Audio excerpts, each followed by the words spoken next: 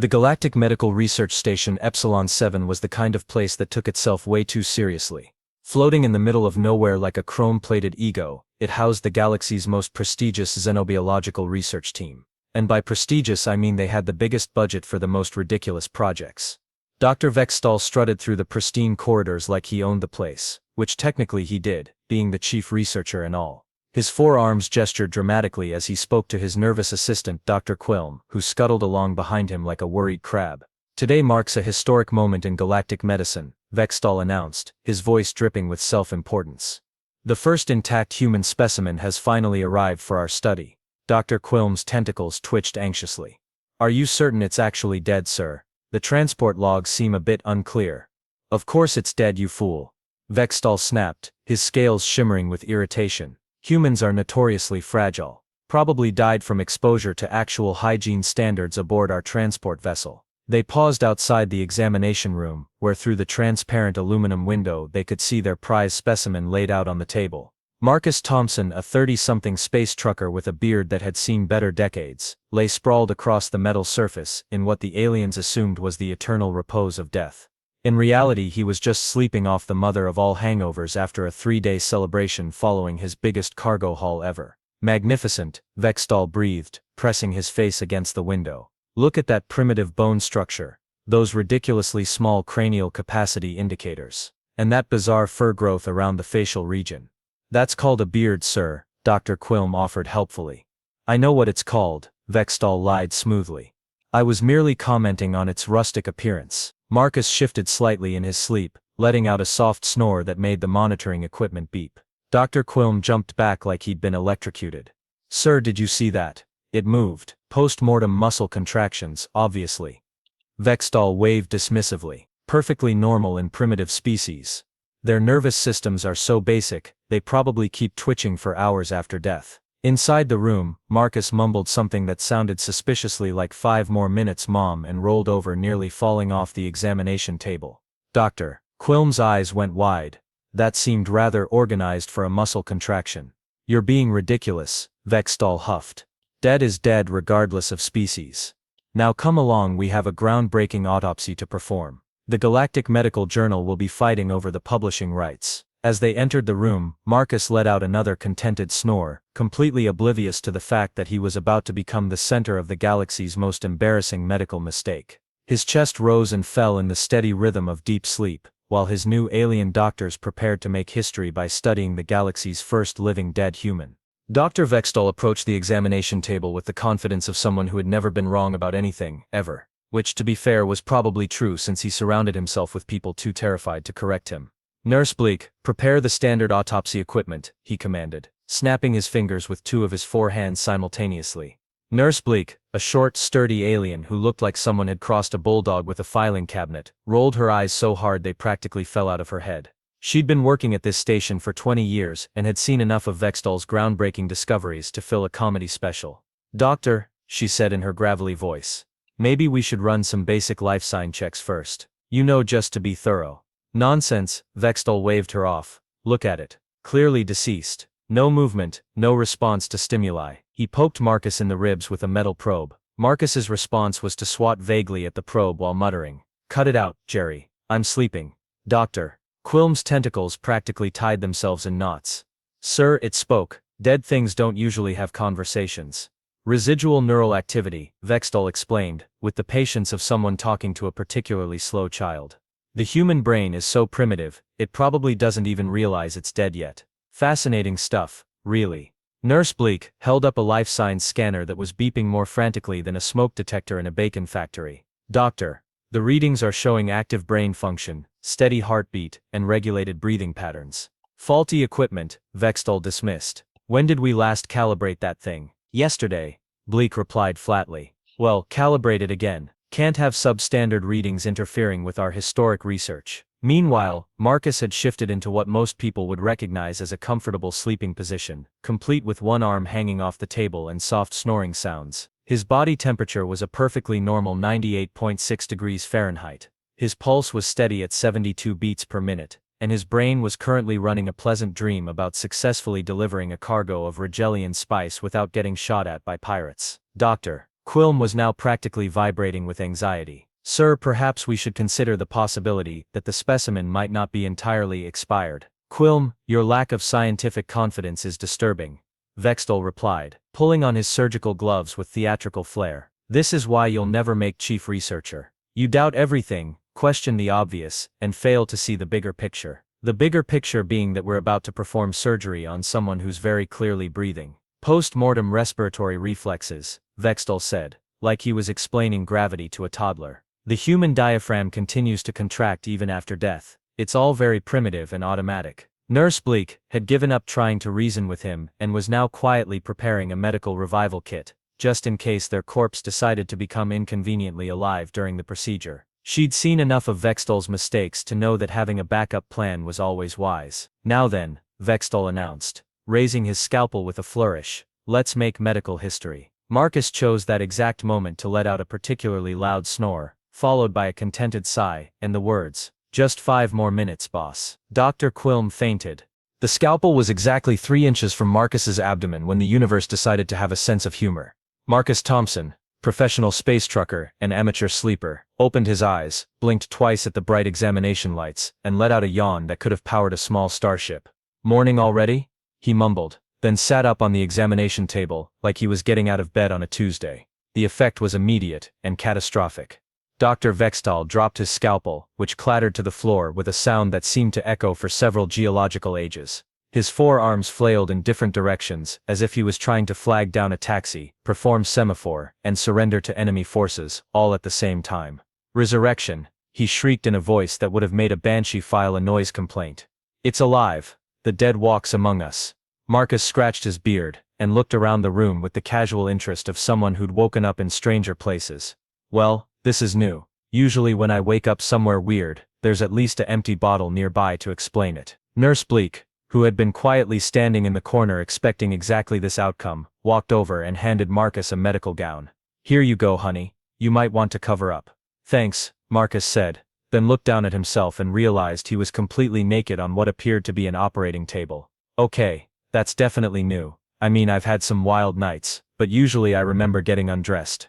Doctor. Vextol was now pressed against the far wall, pointing at Marcus with all 4 arms like he was identifying a suspect in the galaxy's worst lineup. Impossible, you were dead. Completely dead. No vital signs, no brain activity. Brain activity might have been debatable, Marcus admitted, wrapping the gown around himself. I tied one on pretty good after that Centauri run. But dead? Nah, just sleeping it off. Speaking of which, you wouldn't happen to have any coffee around here, would you? And maybe some aspirin. My head feels like a Martian mining drill.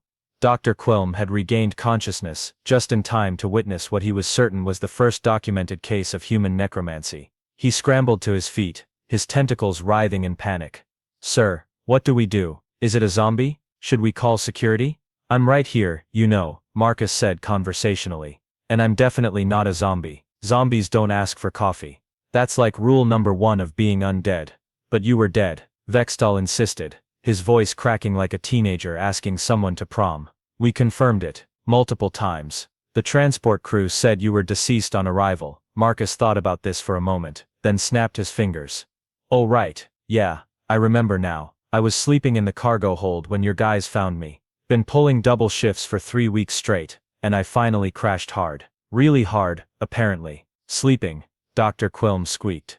Yeah, you know, eyes closed, unconscious, dreaming about better-looking people. It's this thing humans do when we're tired. Usually in beds, but sometimes in cargo holds after drinking half the bar on Kepler Station. Nurse Bleak was trying very hard not to laugh as she watched 2 of the galaxy's most renowned xenobiologists grapple with the concept of sleep.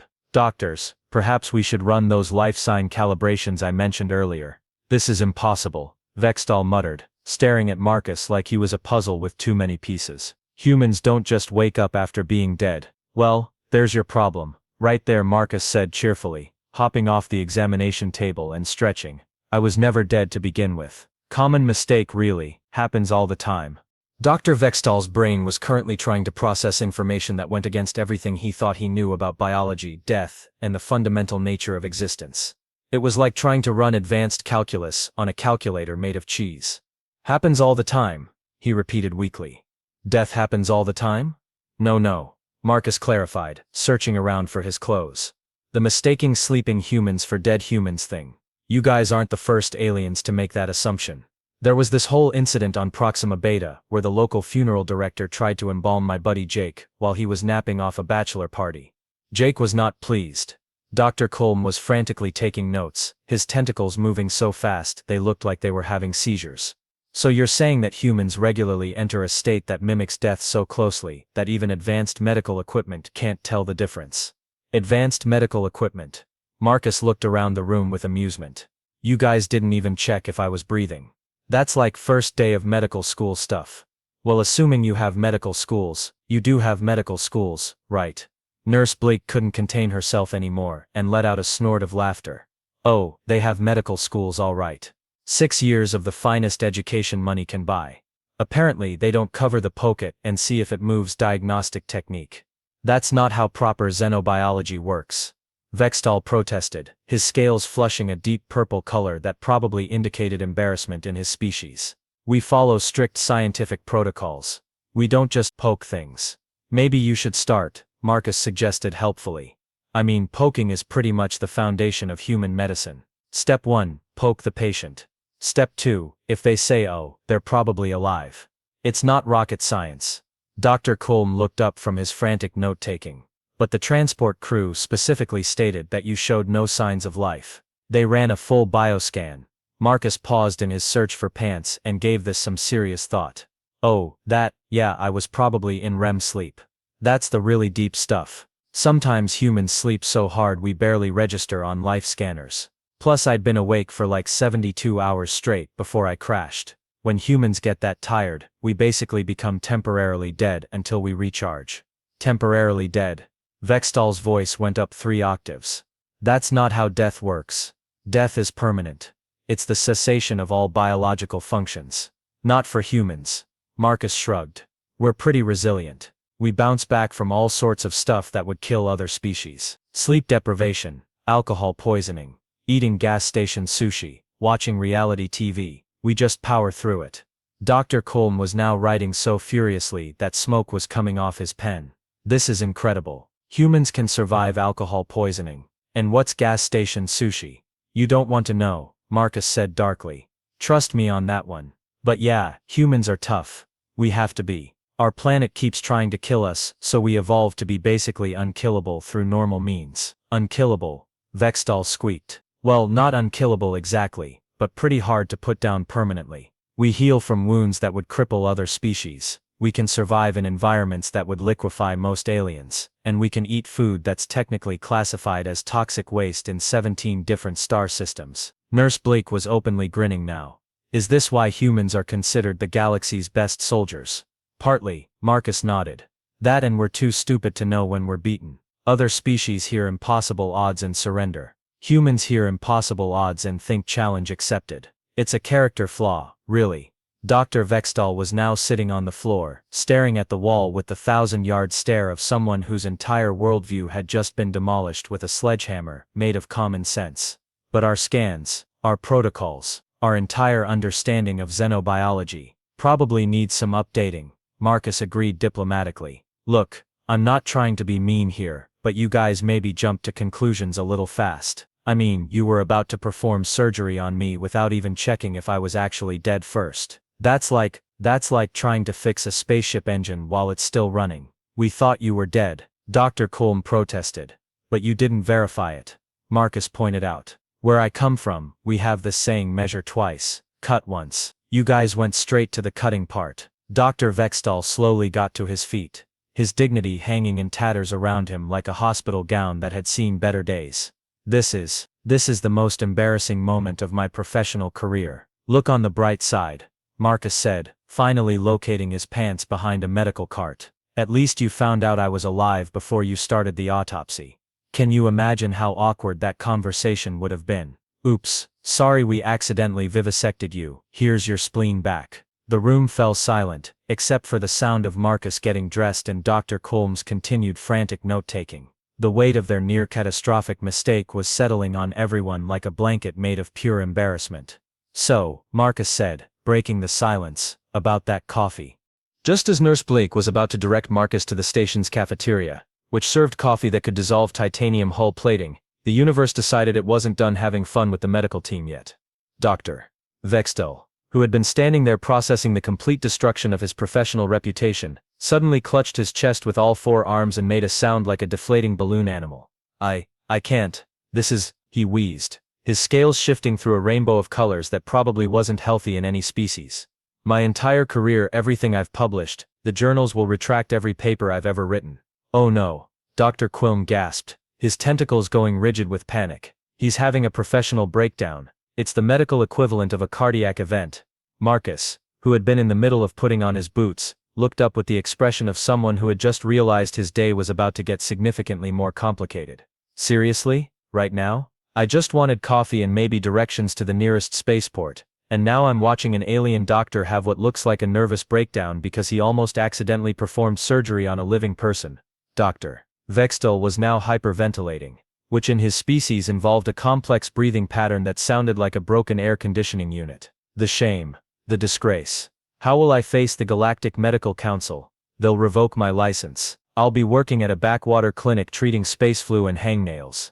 Doctor, please try to calm down, Dr. Quilm pleaded, frantically searching through medical cabinets. Where do we keep the anti-anxiety medication, and which one works on our species? I can never remember if it's the blue pills or the green ones. Nurse Blake was standing by with a medical scanner, looking like she'd rather be anywhere else in the galaxy. His stress levels are off the charts. Pulse is erratic, blood pressure is spiking, and his chromatic response is indicating severe psychological distress. Marcus watched this chaos unfold for about 30 seconds before his human instincts kicked in. It was the same instinct that made humans run toward explosions instead of away from them. The same one that made them adopt stray animals that could eat them, and the same one that made them think "hold my beer and watch this" were perfectly reasonable last words. All right. Everyone just stop, Marcus said, using the voice he usually reserved for dock workers who were about to drop expensive cargo. Dr. Quilm, put down the medication. You're just going to make things worse if you give him the wrong pills. Nurse Blake, keep monitoring his vitals, but don't panic. And Dr. Vextel, I need you to listen to me. The room went quiet except for Vextel's continued wheezing. Look, Marcus continued, walking over to the panicking doctor, I get it. You screwed up. Big time. You were about to perform an autopsy on someone who was just sleeping off a hangover. That's embarrassing. But you know what? You didn't actually do it. I'm still alive, still in one piece, and still not holding a grudge about the whole thing. But my reputation, Vextel wheezed, will survive, Marcus said firmly. You know how I know, because you're going to learn from this. You're going to implement new protocols. You're going to make sure this never happens again. And instead of being the doctor who almost dissected a living human, you're going to be the doctor who revolutionized xenobiological safety procedures. Dr. Quilm was staring at Marcus like he'd just pulled a rabbit out of a hat made of pure mathematics. That's actually quite brilliant. It's called damage control, Marcus explained. Humans are really good at it because we mess up constantly. The trick is not to let the mistake define you. Let the recovery define you instead.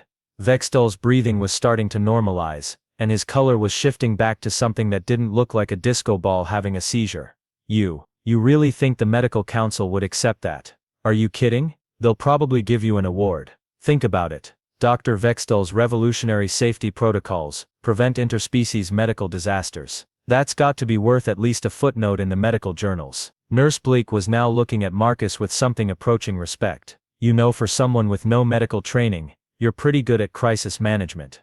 I'm a space trucker. Marcus shrugged. Crisis management is basically my job description. When you're hauling volatile cargo through asteroid fields while pirates are shooting at you, you learn to think fast and stay calm under pressure. Dr. Quilm was taking notes again, but this time it was more thoughtful than frantic. Fascinating. So humans develop crisis management skills as a survival adaptation, pretty much. We have to. Our species has a talent for getting into impossible situations, and then somehow finding a way out of them. It's like our superpower, except instead of being able to fly or shoot lasers out of our eyes, we're just really good at not dying when we probably should. Vextel was now sitting up straighter, his panic attack subsiding as Marcus's words sank in. New protocols. Revolutionary safety procedures. Yes, I can see how that might work. There you go, Marcus said encouragingly. Turn your biggest mistake into your greatest achievement. It's the human way. But how do I explain nearly performing surgery on a living being? Vextel asked. Easy. You were conducting a comprehensive study of human physiology and discovered that human sleep states can mimic death so closely that even advanced medical scanners can be fooled. You then develop new protocols to prevent similar mistakes in the future. You're not the doctor who screwed up. You're the doctor who discovered a critical gap in interspecies medical knowledge and fixed it. Dr. Quilm was practically vibrating with excitement. That's brilliant. We could publish a whole series of papers on this. Identifying life signs in species with extreme sleep states, protocols for xenobiological assessment, the importance of multi-stage verification in interspecies medicine. Now you're getting it. Marcus grinned. See, crisis averted, careers saved, and everybody learns something new. That's what we humans call a win-win-win situation. Vextel stood up, straightening his medical coat with newfound dignity. Mr. Thompson, I owe you an enormous debt of gratitude. You've not only saved my career, but potentially advanced the field of xenobiological medicine by decades. Just promise me you'll poke the next guy before you start cutting him open, Marcus said. And seriously, where's that coffee? All this crisis management has made me thirsty. 20 minutes later, Marcus was sitting in the station's break room, nursing what could generously be called coffee, but tasted more like someone had dissolved a spaceship engine in hot water. Still, it was caffeinated. And after the morning he'd had, caffeine was all that mattered. Dr. Quilm had found Marcus's clothes, which had apparently been tagged as biological samples and nearly incinerated in the station's waste disposal system. They were wrinkled, and smelled faintly of disinfectant, but they were his. And that was good enough. So let me get this straight, Marcus said, pulling on his jacket. You guys picked me up from the cargo hold of a transport ship, assumed I was dead because I was sleeping really hard, brought me to your fancy medical station, and were about to perform an autopsy without doing any basic life sign checks first.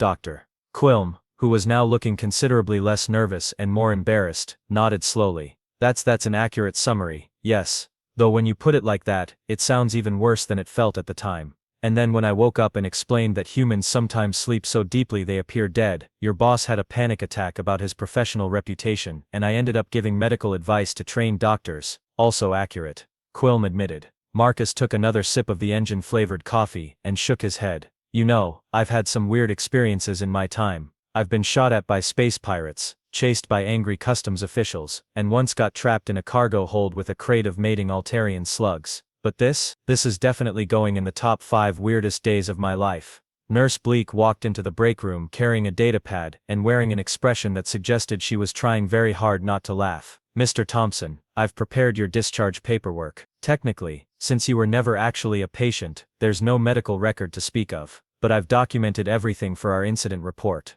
Incident report? Marcus raised an eyebrow.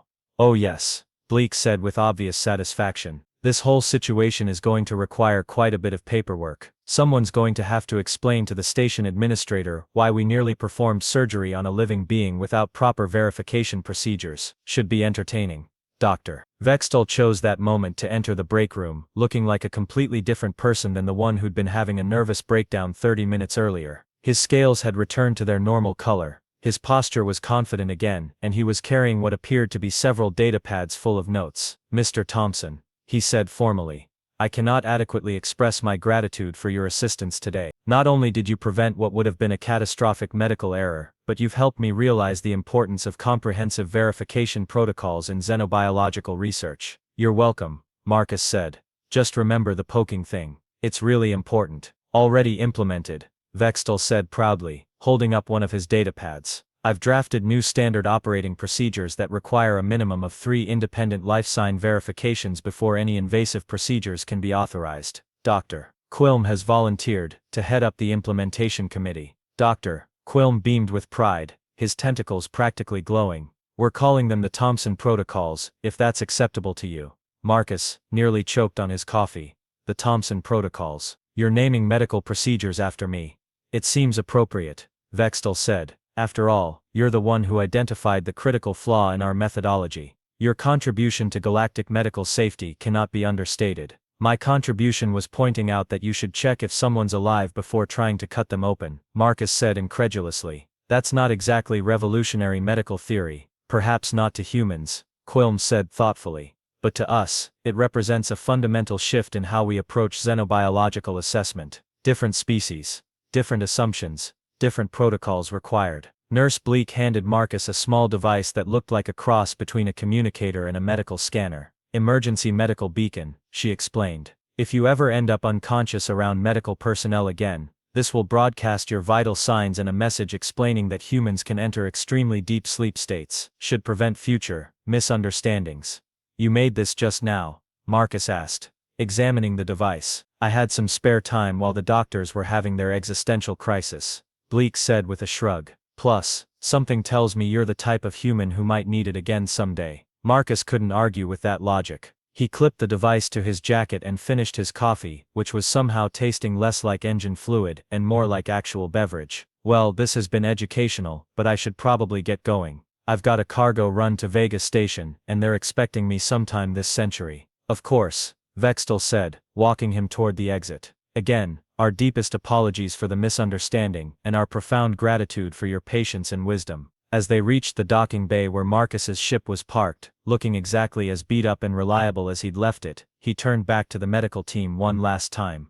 You know what the really funny part is, he said. I came here completely by accident. I was supposed to be transported to Cargo Bay 7 on Kepler Station, but somebody mixed up the manifests and I ended up on your research vessel instead. If that hadn't happened, you guys never would have learned about human sleep patterns, never would have developed new safety protocols, and probably would have made the same mistake with the next unconscious human you encountered. Dr. Quilm's tentacles twitched with what might have been amusement. So you're saying this whole incident was beneficial? I'm saying sometimes the universe has a sense of humor, Marcus replied, climbing up his ship's boarding ramp. And sometimes the best discoveries happen when everything goes completely wrong. As his ship powered up and began to pull away from the station, Marcus settled into his pilot's chair and started logging the day's events in his personal journal. Under the entry for most ridiculous thing that happened today, he wrote, nearly autopsied by alien doctors who forgot to check if I was actually dead first. Ended up giving them medical advice. Have medical procedures named after me now. Universe has weird sense of humor. He paused, then added, note to self, invest in better alarm clock. Also avoid drinking entire bars on Kepler Station, leads to complicated mornings. As the research station disappeared into the distance behind him, Marcus couldn't help but smile. Somewhere back there Dr. Vextel was probably drafting his first paper on the Thomson protocols. Dr. Quilm was setting up training sessions on proper life sign verification, and Nurse Bleak was writing the most entertaining incident report in galactic medical history. And somewhere in the galaxy, the next unconscious human who encountered alien doctors would have a much better chance of waking up with all their organs still in the right places, thanks to a hungover space trucker who just wanted 5 more minutes of sleep. Human. F***. Yeah, indeed, Marcus muttered, setting course for Vegas Station and hoping his next delivery would be significantly less eventful. The universe, as usual, was taking notes.